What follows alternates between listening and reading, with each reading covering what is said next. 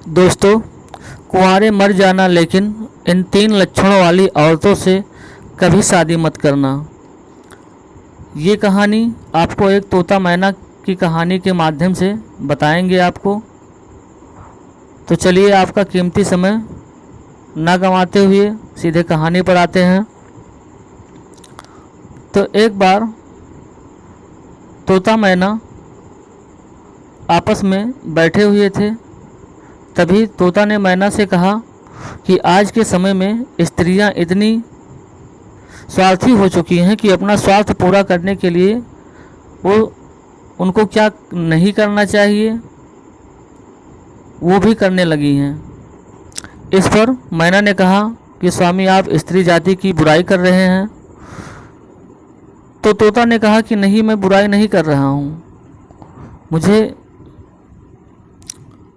स्त्री जाति का अपमान नहीं कर रहा हूँ। स्त्री जाति का सदा ही पूजनीय स्थान रहा है वेद पुराणों में, धर्म ग्रंथों में। लेकिन जो इस समय की घटना घटित होती है, आपको एक घटना के माध्यम से बताता हूँ कि किस तरह औरतें स्वार्थी हैं और स्वार्थ पूरा करने के लिए कितनी हद तक नीचे गिर सकती हैं। तो तोता ने मैना से कहा, एक राज्य में 3 दोस्त रहा करते थे। उन 3 दोस्तों में एक राजा का लड़का था, एक साहूकार का लड़का था और एक बनिया का लड़का था। ये तीनों लड़के साथ साथ पढ़े थे और साथ ही साथ बड़े हुए थे। तो राजकुमार, जो राजा का लड़का था, उसकी शादी हो गई और वो अपने पत्नी के प्रेम में उसने कहा कि मैं ससुराल जाऊंगा और मुझे अपनी पत्नी की याद आ रही है, अपनी पत्नी को लेने जाऊंगा। तो दोनों दोस्तों को भी कहा कि आप लोग भी चलिए मेरे साथ और मैं अपने ससुराल चला जाऊंगा और फिर उधर से साथ में चले आएंगे। तो तीनों जो है साथ में जाते हैं। जब ससुराल उनका निकट आ जाता है, वो शहर निकट आ जाता है, तो राजकुमार का लड़का कहता है कि साहूकार और बनिए के लड़के से कि आप लोग कोई सराय ढूंढ लीजिए, वहाँ पे रात बिता लीजिए और सुबह मैं ससुराल से अपनी पत्नी को लेके आऊँगा, फिर साथ में तीनों लोग घर निकल चलेंगे। तो दोनों दोस्त ने कहा ठीक है। तो राजकुमार तो अपने ससुराल चला गया, आराम से उसकी सेवा हो रही थी और यहाँ बनिया का लड़का और साहूकार का लड़का दोनों लोग सराय ढूंढ रहे थे। तो ढूंढने पर एक सराय मिला। वहाँ पे एक बुढ़िया बैठी थी, उससे बात किया कि माता जी, हमको इस सराय में एक रात के लिए ठहरना है और खाना पीना है। तो बुढ़िया कहती है कि नहीं बेटा, यहाँ पे मत रुको, नहीं तो आपको जान से हाथ धोना पड़ेगा। इतना ही कह रही थी, तब तक एक सुंदर सी औरत इनके तरफ आती है। तो साहूकार का लड़का देखकर उस सुंदर औरत पर लालयित हो जाता है, आश्रित हो जाता है, आकर्षित हो जाता है। तो साहूकार का लड़का कहता है कि नहीं, मैं इस सुंदर युवती के साथ में रात गुजारूंगा। लेकिन बनिया का लड़का बहुत होशियार, समझदार और चतुर रहता है।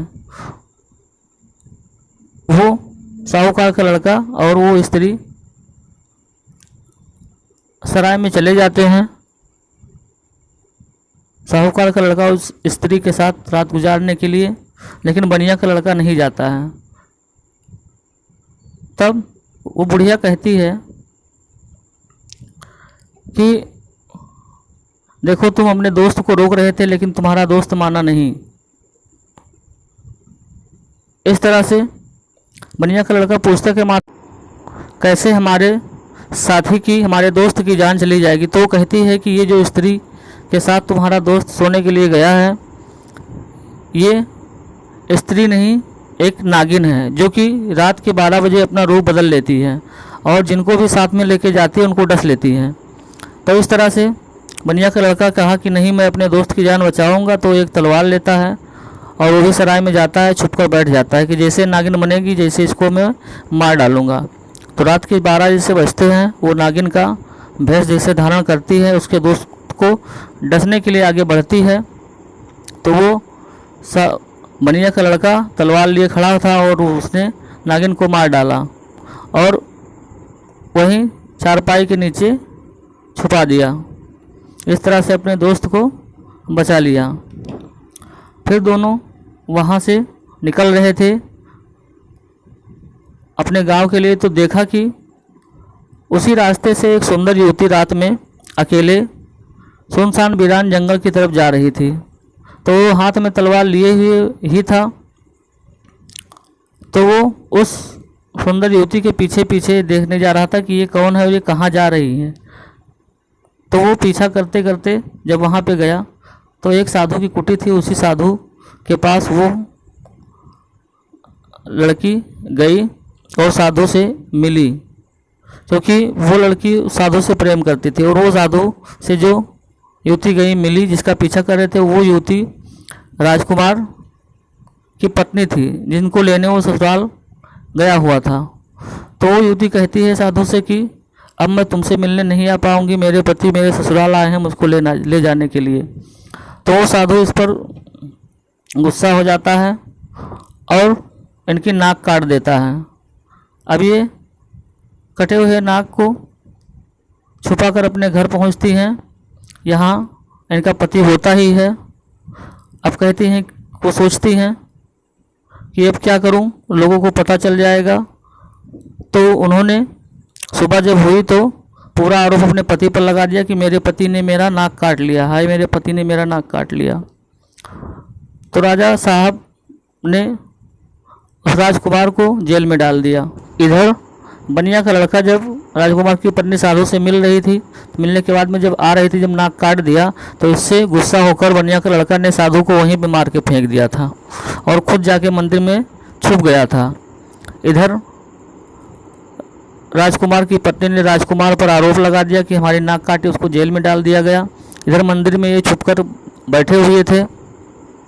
तभी वहाँ पे 3 चोर आए और माताजी से ये प्रार्थना कर रहे थे कि आज हमारी चोरी आसानी से करवा दीजिए तो हम राजा की लड़की की बलि देंगे। तो इस तरह से तीनों चोर की चोरी खूब आसानी से हो गई और वो जानता था कि ये राजकुमार की पत्नी को यानी राजा साहब की लड़की को बलि के लिए लाएंगे और वो रात में लेके आए। तो एक चोर को कहा कि आप जाओ और इस लड़की की बलि दे के आओ। तो उस लड़की को माताजी के सामने लेके जाता है। तो जैसे ही वो बलि देने चलता है तब तक बनिया का लड़का उस चोर को मार डालता है।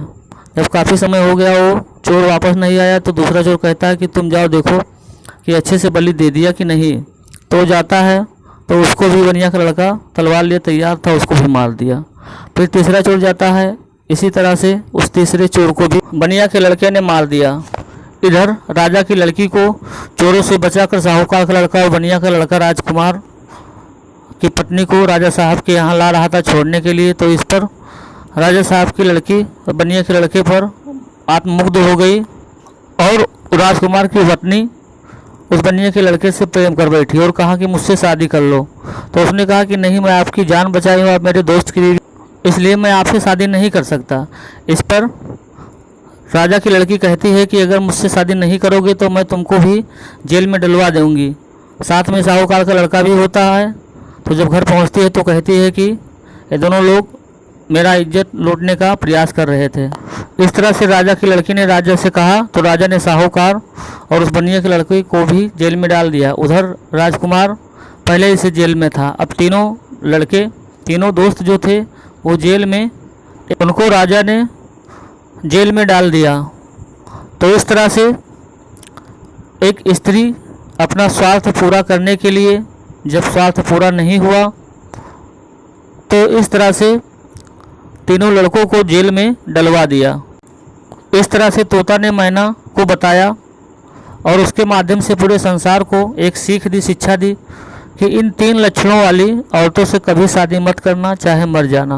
पहले लक्षण वाले कि अपने पति के होते हुए भी दूसरे पति प्रेमी से प्रेम करे, ऐसी स्त्री से विवाह ना करो। दूसरे लक्षण जो अपने पति प्रेमी को बचाने के लिए अपने पति को ही आरोप लगाकर जेल में डलवा दे। मुसीबत में फंसा दे, ऐसी स्त्री से विवाह ना करो। तीसरा लक्षण, जो स्त्री अपना स्वार्थ पूरा करने के लिए किसी भी परपुरुष के साथ कोई भी गलत काम करने के लिए तैयार हो जाए, इस तरह लक्षणों वाली औरतों से भी जीवन में कभी भी शादी मत करना, चाहे कुंवारे ही मर जाना। तोता ने मैना को ही पूरी कहानी सुनाई। इस तरह से तोता ने मैना के माध्यम से पूरे संसार को इन 3 लक्षणों वाली औरतों के विषय में बताया और कहा कि इनसे ही सदा दूर रहना, इनसे कभी भी शादी मत करना, चाहे कुंवारे रह जाना।